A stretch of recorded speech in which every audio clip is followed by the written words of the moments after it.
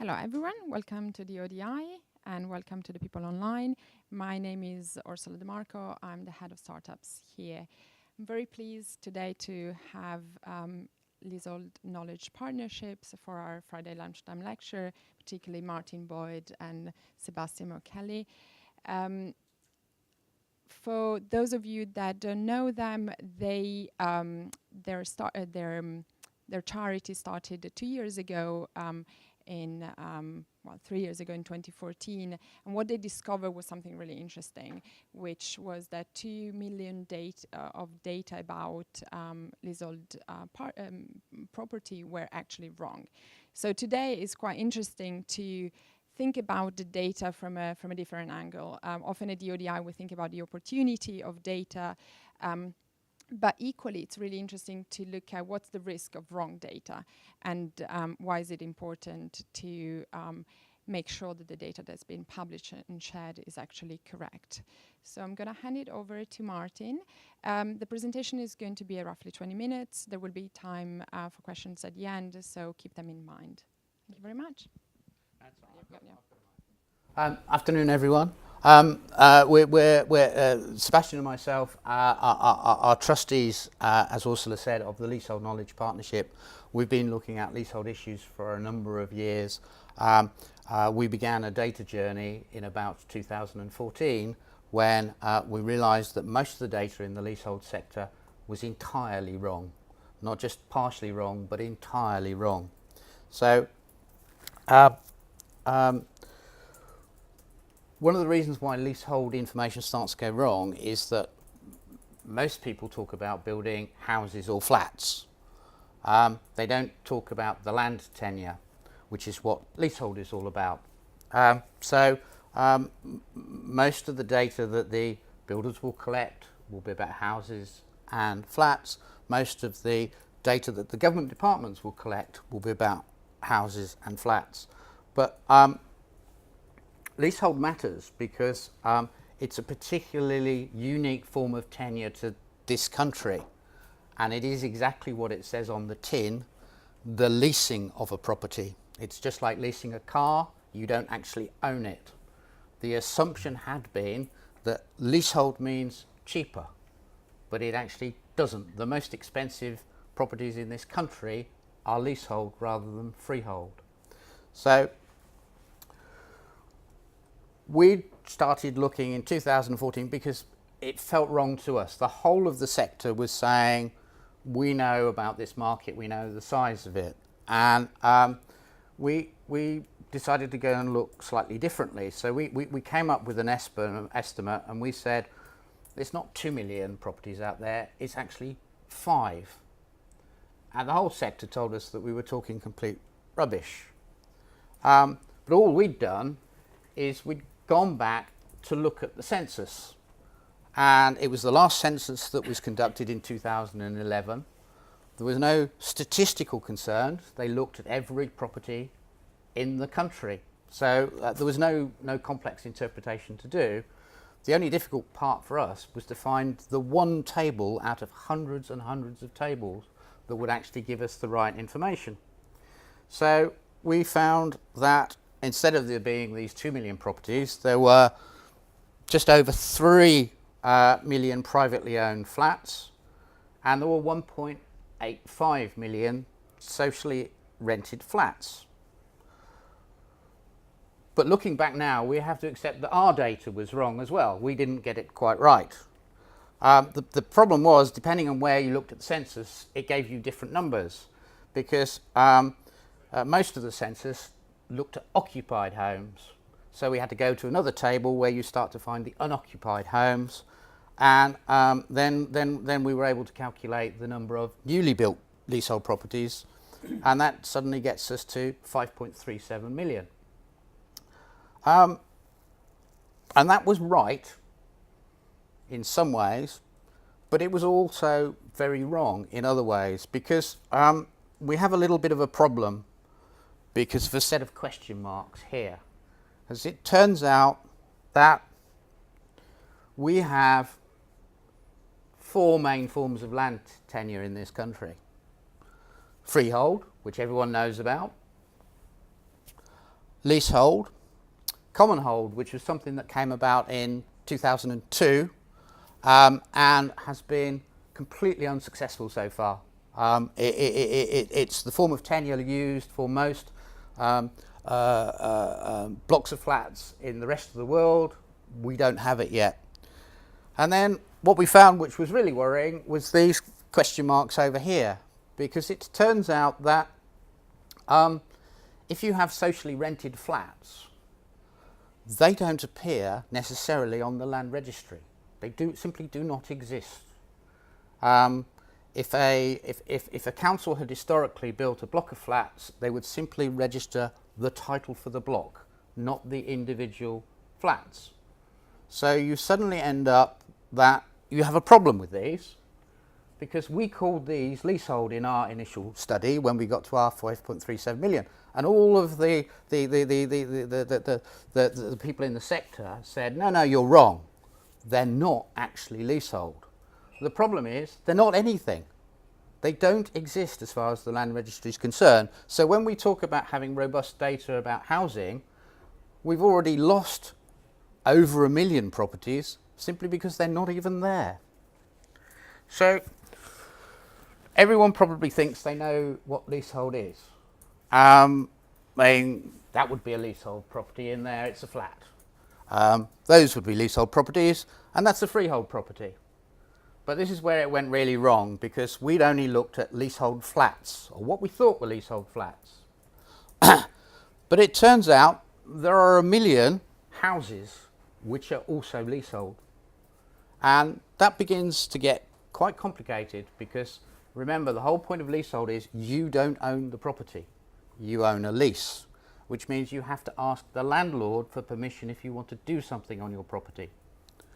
These over here, if they're in a council block, they may be our question marks, so they're not on the land registry. So we have a small problem in working out how much housing stock we've got in this country, because some of it isn't even there. So why are we worried about leasehold? Somebody did this very nice cartoon for us, and it explains in a slightly cynical way how it works. That under this system, the person who owns the building may invest as little as 1% of the asset, but they actually control the building. Technically, it belongs to them. It doesn't belong to the people who live in the flats, it belongs to the freeholder. And they get to send out the charges. You then have your property managing agent. He then gets to send out his charges. He works for the freeholder. He doesn't work for the leaseholders. The leaseholder at the bottom of the pile is the person who has to actually pay all the bills. They have no control necessarily, but they are responsible for paying all of the bills. So it starts as being an immediately contentious market, because the person who's paying the money has no control. And if we don't know how many of these things we've got and how many of them we're building, we don't know how much control we need to provide to help the leaseholders to protect themselves. So there we are. We have our little graph here. So we have the figures that used to exist. The last two major pieces of legislation, there was an act in 1993 introduced by what is now Lord Young. It was assumed there were 1 million leasehold properties, and all of the systems and all of the structures that were put in place were based on that assumption. When we got to 2002, for some reason, nobody thought the leasehold sector had grown. We were building flats all over the place, but everyone was still saying it was 1 million. And that was the basis on which we introduced the next major piece of legislation. And in fact, it's the last piece of legislation that's come forward on leasehold issues. So all of the thinking about how the legislation was meant to work was predicated on some false assumptions. The sector then somehow moved to the belief that there were about 2 or possibly 2.5 million properties, leasehold properties. So they weren't very happy when we came along and said it's 5 million, because that meant that all of the regulatory systems that were in place, all of the planning systems that were in place, were just wrong. So we weren't exactly welcomed with open arms when we said, no. But fortunately the government worked with us, and or rather we worked with them, and we got to the point where they decided that officially they would admit there were 4.1 million properties. And they did it under an announcement for a completely different piece of legislation. And you're not meant to be able to read this, but somewhere on here is the announcement about leasehold going up, doubling effectively in size. And it appears down there as a sub-paragraph to a sub-issue that's being talked about. So it wasn't exactly trumpeted as a major change, but it does obviously mean that once the government have accepted we've got 4.1 million of these privately owned leasehold properties, it has to start thinking about what happens in terms of planning as a result. So you would have hoped that once government's accepted we've got 4 million properties, then we're going to start working on the basis that we've got some real data now and we can start planning accordingly.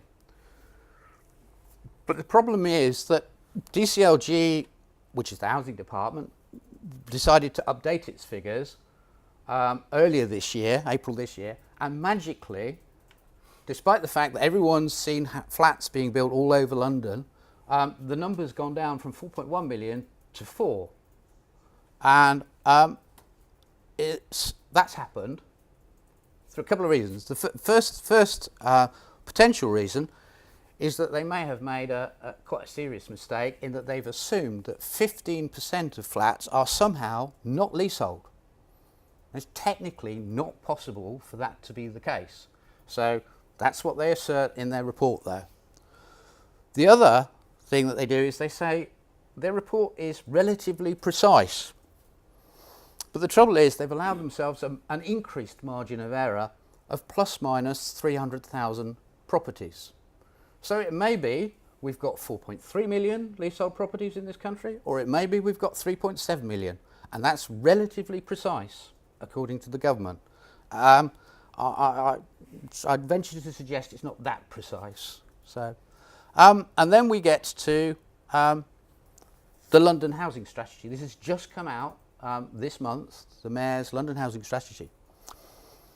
He said, or the London Assembly said in 2012 that they felt there were 500,000 leasehold properties in London. We told them that they were wrong. We were helping them produce a report at the time, but we didn't have the actual data that we could say this is what it should say. But we did show them the correct information afterwards, and we reported there were at least 1.1 million leasehold flats in London in 2014. And yet, here we are in September 2017, and the London Assembly has gone back to basing its future housing policy on believing that there's only 500,000 of these properties in existence. So, before they even start, they haven't actually got a basic understanding of what it is that they're trying to plan for. So, not good so far. We, in the meantime, have been trying to do whatever we can with data. We mapped every single leasehold house sale in 2016 because that's become a particular problem for the government. The government's become worried about it. We are reverting to selling leasehold houses again. That's been the basis for a lot of the issues that are now being raised in Parliament. Why it matters. Leasehold is this very odd asset. We've got here an example where the landlord starts off at the beginning of this process. He's putting 5% of the money in to buy the freehold for this site. And then we have 20 leaseholders. They're each investing £100,000 each to buy 95% of the asset of the site. And then what happens is, although the leaseholders are the ones paying all the money to maintain the building and the service charges for those services provided on the site, it is the landlord's asset. So their interest in the building begins to decline. And it particularly declines when the lease gets to have only 80 years left. And gradually, the leaseholder's interest in the building goes down and the landlord's goes up, despite the fact the landlord is paying nothing for this asset. And he has only invested 5% of the asset in the first place. So it is something that government has to be very, very aware of, because if you don't know what's happening in this market, you don't know what is happening to the interests of the consumers that you've got in that part of the market.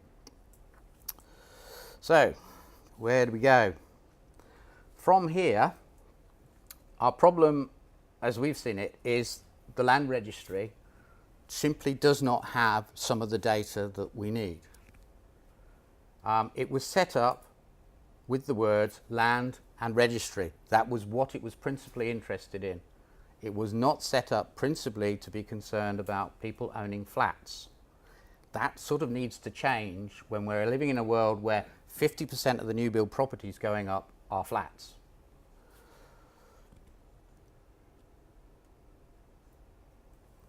When we move on from the very, very basic level of how many of these things there are, the next thing we have to look at are some of the factors that influence what's going on in the leasehold market. The lease terms, rent charges, lease lengths, and most importantly, the details of the properties that aren't actually on the land registry at the moment. Because how on earth does society plan for its housing needs if it's got an unknown number of unknowns?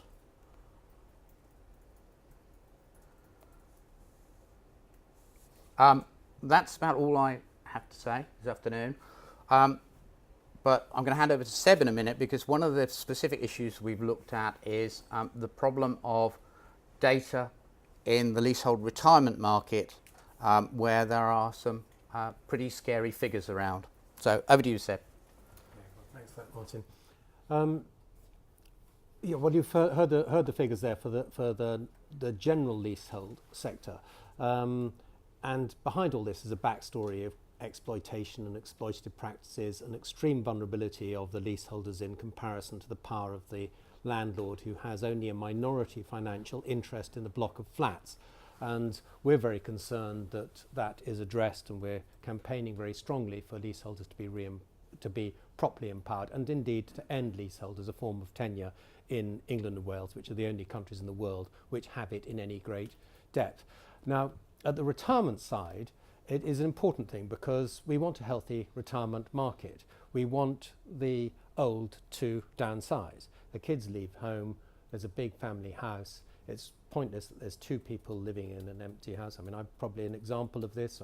Actually, our younger daughter still does live at home, but when she moves out, it'll be a 4-bedroom house with just 2 of us in it, and it's a bit pointless.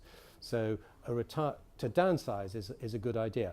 Most people in this country are downsizing to smaller properties, and usually flats, non-designated retirement flats. Only 2% of people aged over 65 in this country downsize to a designated retirement property, and in the United States it's 17%, and in Australia it's 12%. So we're very small. We've got a very small retirement housing market, and it's very understandable why, because there have been a series of scandals in this market.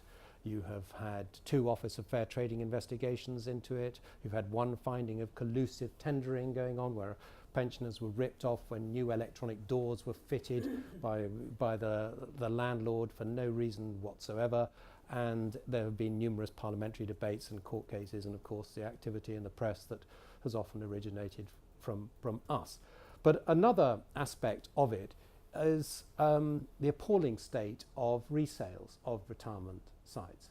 I mean, it is of probably very small comfort to you, but you can actually buy a flat in England for £36,000. You can buy one for about £40,000. And these aren't in blighted areas. These are areas like Sussex or Dorset. This is a continuing pattern of really dismal retirement resale prices. And these would be properties which were bought for about £160,000, £180,000. 10 years further on, they are seriously blighted. And this is information that we really want to get out of the land registry. We have a number of problems with getting data out of the land registry. One, it's quite a laborious task to look at the 1,500 or so designated retirement sites around the country and collate that. But the other thing is that the land registry hasn't consistently recorded resale prices on for retirement properties because it's a restricted sale.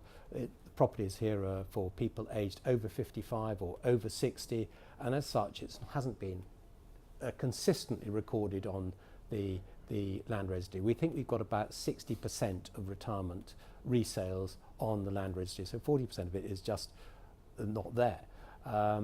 But we need to get this kind of information, and we have been doing our best to make it public. So it was broadcast on Radio 4 Moneybox last Saturday. We're doing Moneybox Live next Wednesday, addressing this issue again, pointing out that retirement resales are very can be typically 40% less than the price paid new.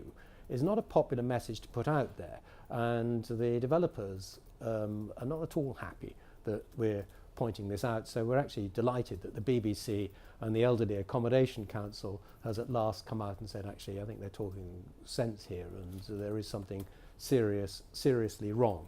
But only when retirement properties have don't suffer this catastrophic fall is there really going to be a healthy retirement market. I'll give you a reason for why that is. I mean, often people buy a retirement flat because there's a crisis. You know, the husband's died, widow moves into a retirement property, or couple can't cope any longer with a larger property, and so move into a retirement flat in a hurry. It's the worst possible motive to make a significant financial purchase, but that's often what drives it. And what can then happen later is in these independent living retirement flats where the facilities are little more than a communal lounge and a visiting house manager who comes sort of every day but doesn't live in. What happens then is, say, your elderly relative has had a stroke, needs to move into further care. Family then has to pay for further care and the costs of an empty retirement flat. So it can be a perfect storm of sort of financial hemorrhage, really, for families who have these assets, and that is obviously to be avoided at all costs. There are some very good retirement providers out there who do buy back at 95% of the cost paid, and that's a 5% loss on a retirement property is actually very good news in this particular sector. It's absolutely, even in areas of the country where the property market might be increasing by 16% a year, if you're getting a hit of only 5%, you're really doing quite well. These are not great investment assets. So a healthy retirement site, I think, or a retirement market, I think, would benefit the entire housing market, encourage downsizing, help with issues like loneliness and care provision, which are essential for the elderly, and would generally be a good thing, but we're way off being there yet. Thanks. Thank you. Okay, well that's all we had to say. Questions, anyone? Thank you very much. Just wanted to remind everyone that because we have people online, I'll pass the microphone around. It does amplify your voice, so it's still working. Just it's for the purpose of people online. Would you like to go first? Okay, quickly. I see there the term of strategies for houses. Now, which kind of strategy are you trying to think about?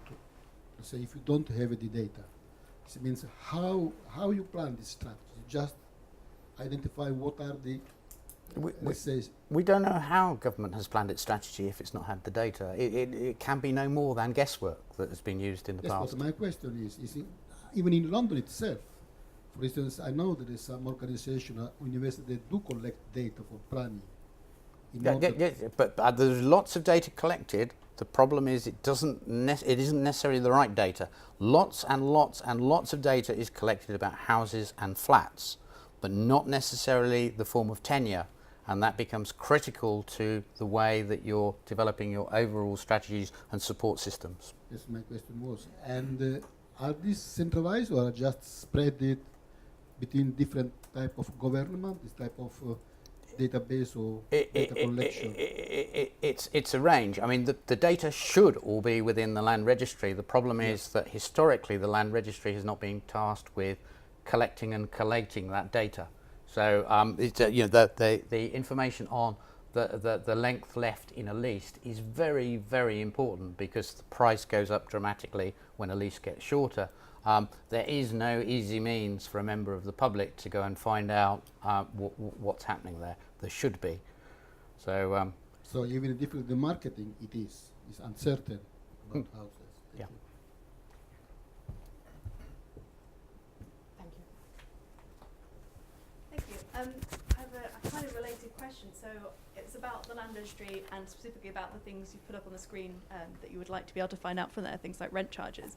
Have you had any luck getting some of that information from any other sources? Are there surveys, are there local data councils, valuation office agency, all the other people who have an interest in housing? Is anyone collecting any of this? There are some small sample sets, but there is nothing comprehensive. We're aware that the land registry at the moment is reviewing its processes, and leasehold is very much at the top of the list of things that it needs to work on. Could I just say that, so far as looking for resale data, we rely only on the land registry. There's quite a lot of smokes and mirrors goes on about house prices from the general housing market, but also the retirement one. We're not really interested in asking prices, what estate agents put a property on the market for, what people want for a property. All we're really interested in, what is the price that somebody has been prepared to pay. That's unarguable. So land registry data, when you get it, closes the argument. Thanks. Just a reminder for people online, if you want to ask questions, you can do it on Twitter, #ODI Fridays, and then we'll read them out here. So my question was about these sort of like non-leasehold, non-freehold, non-common hold things. So you talked about shared ownership, which I think seems to be sub-leasehold. And I've also seen a bunch of properties advertised where the sale price is massively discounted if you're over like 55 or 65. So presumably there's some kind of loss of perpetual rights on those as well. Where does that leave people? And There obviously in retirement homes there's an age restriction there. They also may have exit fees that are paid, so that you live in a property, and as long as you've lived for 2 or 3 years in that property, when it's sold on again, your family only receive a proportion of the value of the asset. So that not only may the price have gone down, but the proportion that your family receives from that reduced asset has also declined. There are a whole series of subcategories of property type. The most illogical one, and I have no understanding why it's there, is these effectively non-existent properties in the social sector. Social sector obviously know that they're there. It's not that they're not physically inside these buildings, and they're having services provided, but they're missing from a whole set of data that sits within the land registry. So, and the land registry has said that it accepts generally that it has some way to go before the information that it holds is perfect. I have one question, which is, we talked about a lot the implications of the wrong data and what the numbers, how big is the number of properties that actually haven't been rightly tagged. I'm interested in knowing more, what do you think the impact in numeric term is of this wrong data? Because we talked about policies being made wrong, but if we talk about size and numbers, can you give us a better understanding about what's the size of the impact of this? I mean, it's at a minimum, we are talking costs in the terms of billions if we don't know what's happening within this sector. If people don't get to discover that their lease has reached 80 years and they need to extend the lease, the price goes up dramatically. So we've had figures given to us which suggest that the people are overpaying for their lease extensions to the extent of about £500 million a year. In terms of the asset valuation of these freeholds, we get into very, very difficult territory, and there have been suggestions given that we could be talking about a £50 billion black hole somewhere in the system. And in terms of the costs that leaseholders pay, in terms of the property management services, it was estimated some years ago, when everyone thought there were about 2 million properties, that possibly leaseholders are paying, overpaying by £700 or £800 million a year. So there's an awful lot of noughts on the end of the possible number that the cost of having the wrong data is causing. Can I just add to that? And that the financial engineering possibilities of leasehold are really something that worries us a lot. I mean, it's also a debilitating influence on the retirement market that the majority of retirement sites around the country, the freehold there is owned by a murky family trust based in the British Virgin Islands.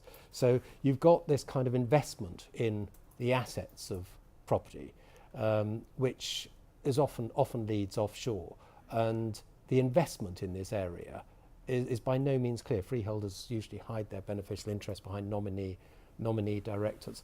So you have a huge anonymous and sort of under the radar investment in British residential property, or English and Welsh residential property, owing to this leasehold system, which is completely unexplored, given that the data is so flawed that the government is working on. That's a question up there. I think the 80-year left, is that the marriage? That's when marriage value comes into and when play. you re-roll it, is that a present value calculation of all the years left of ground rent? Yeah, that's one of the factors that comes into it, but there are other factors as well. Sure. The good thing about a lease extension, if it's there are the two ways of doing it: an informal way, where the landlord will try and increase your ground rent and may put other conditions on, and the formal statutory route, where the ground rent is then reduced to a peppercorn. The problem with that is that if you want to go to the statutory route, you face increased legal costs, and there is a time delay. The problem we've seen with leasehold houses, and that is an emerging market, is that what the developers were doing is when you buy a leasehold house, you have the right to buy your freehold, but only after 2 years. So what the developers were doing is selling on those freeholds before it gets to be 2 years, by which time your freehold is then owned possibly by an offshore company who's going to ask for an awful lot more money than the developer would dare have asked for. I think you mentioned something about social housing and Yep. the black hole of information there. Could it be that if you think of Thatcher's right to buy council houses, which is pretty much late 70s, early 80s it started, if you get 125-year leases on those, the people that might be disposing of those assets now in, say, central London with local authority flats, those flats are the sweet spot of where the 80 years is coming up. Yes. And those people might be the least equipped informationally to Absolutely. understand where the marriage value is. Yep. And that's where the black hole is. Yeah, it is absolutely critical that people know how long their lease is, and the fact that it's so difficult to get there, and obviously a freeholder is unlikely to turn around and tell you, oh, by the way, your lease is going to be 80 years, because he will make more money if he allows your lease to drop below that 80-year period. So it could those people who I would say are probably most vulnerable. Yep. Are they going to get a double whammy because interest rates are so low? So the actual mathematical calculation. Yes, the cost of extending your lease goes up. The other thing that will happen is that mortgage companies are becoming more and more cautious on lending on short leases now, and traditionally the last 4 or 5 years you needed a lease of at least 80 years before you could get a mortgage. That is beginning to drift up to 85, possibly even 90 years with some lenders now. So you could turn around thinking, oh, I'm okay, I'll be able to sell my flat, and then suddenly discover the only people you can sell it to are cash buyers. So the money you're going to earn for your flat is depressed even further. That's a triple whammy then. You've got a PV That's more than effect. enough, isn't Yeah, it? you've got a PV effect. The people are least educated because they're buying Yeah. to rent, and Yeah. so we need that data. Yes, absolutely.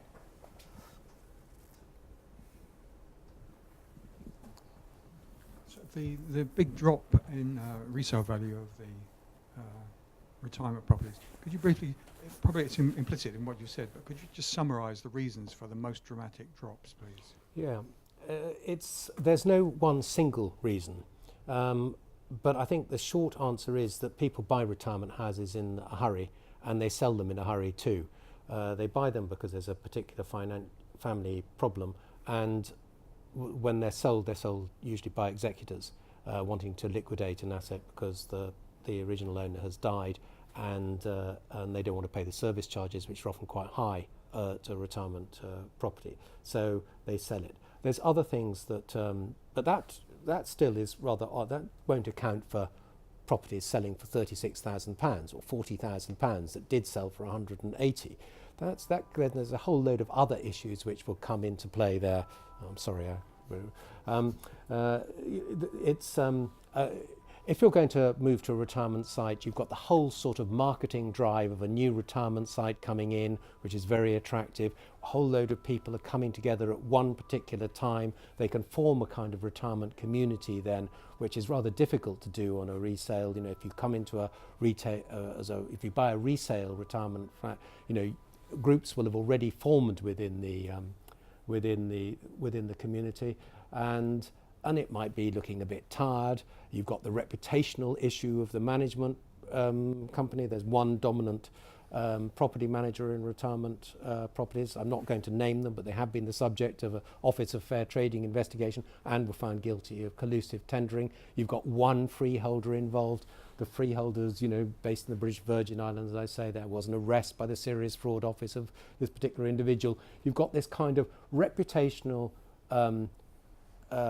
malaise hanging over the volume retirement market, and I think people are reassured purchasing from PLC house builders, whereas they wouldn't be from a sort of high street estate agent selling a resale flat in a now a 10-year-old block of flats. But it's these combination of reasons which I think have driven down the prices. But I'm aware of, this is a site called Burlington Court in Bridlington.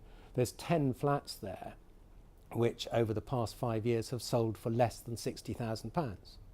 Well, that's appalling. I mean, what other residential property could you possibly have purchased for £160,000 or £180,000 that is worth that? I mean, Bridlington property market is not great, as I said, but it's not suffered that sort of catastrophic fall. Is there any other question? Got one from Paul from ODI Leeds on Twitter, and he asks, can you tell us about some of the good and bad practices by landlords around service charges and ground rents? Tell Paul we haven't got time. There are a huge number of questionable practices in the sector. The most appalling is where the freeholder, the landlord, owns a number of the companies that actually provide the services to the leaseholders. There is no transparency there in terms of the actual costs that you're getting. I think I would say this leasehold is the most muddled system conceivable. It is a way by which anonymous, murky investors who hide behind nominee directors and are often based offshore can hitch a ride on a property purchase by an ordinary homeowner. There are people who buy these leasehold houses, leasehold flats, first-time buyers in the main, who, in buying this purchase, create an investment asset class which is traded internationally. And that is simply not the case in North America and Australia, where English law was introduced, and certainly not in continental Europe. I mean, I've owned flats in France and in Italy. It is not like that.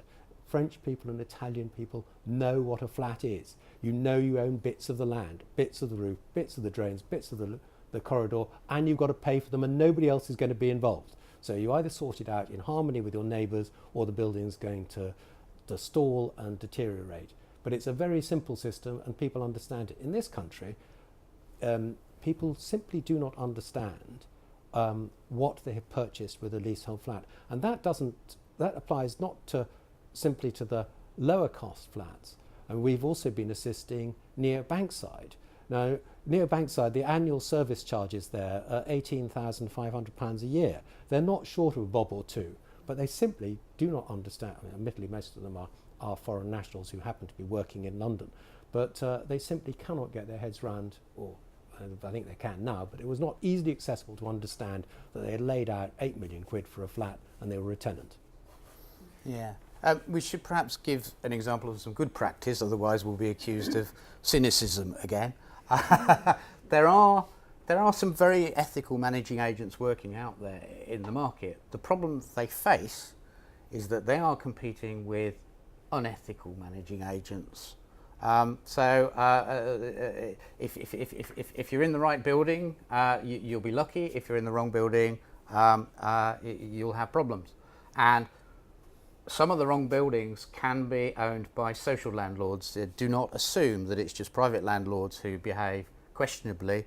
The number of cases where we see from the social sector where leaseholders receive major works bills of 20, 30, or in some cases the highest I think we've seen is £53,000.